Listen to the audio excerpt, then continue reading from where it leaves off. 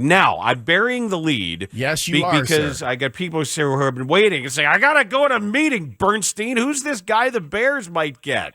All I've been told is keep your eye on former Notre Dame tackle and current Niners right tackle Mike McGlinchey. Yep. That is the name.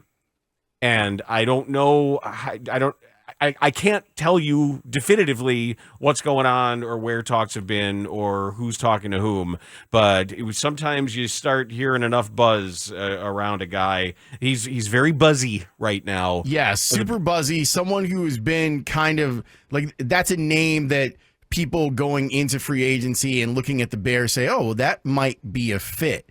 You know, that's the type of player that they could use to help solidify their offensive line.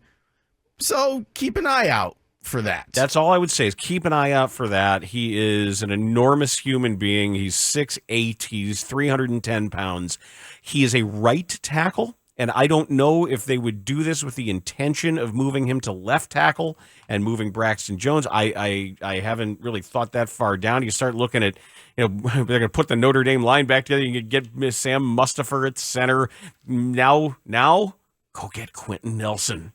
Well, and then I mean that could be a reason why you're making a trade before free agency starts. And you get Quentin Nelson. There you go. And then you can, how's your Harry Heastand? And we can bring him back and go get Alex Bars back and put it all back together. Bars. But it would be interesting to me to know where they would intend to play him.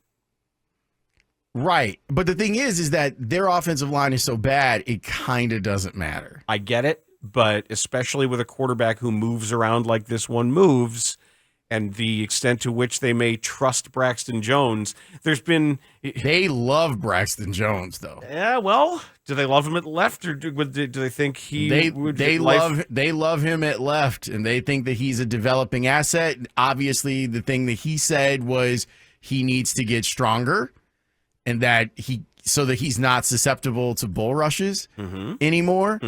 But this is part of, Mike and I were actually joking about this during the break. We haven't played you the Olin yet. And I said, now it's kind of like the Trey Mancini. But it's one of the things that Olin was talking about is, does your offensive line, like, do all of the pieces to it connect?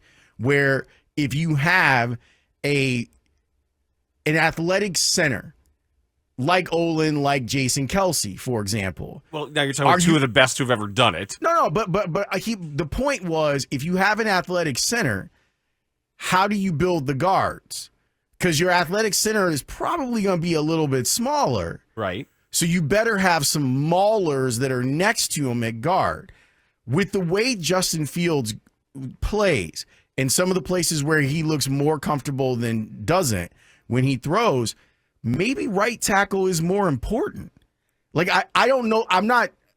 That's not my opinion. I'm just wondering if maybe because if you're talking about a guy that escapes the pocket and sometimes flows to his right, maybe the guy on the right side is more important because theoretically on some of those plays, Fields is running away from whatever is happening on the left side. And however, his signature move to start some of these scrambles, the spin, is the left reverse pivot, which when the bull rush did get Braxton Jones, he was able to feel it and leave that guy just dead on his feet way back well behind the play because whoop, he would just do that little spin move. I mean, I don't want him to live and die by that. Like that's great if you got to break glass every once in a while. I don't want that as a structured part of their offense, but it sure works.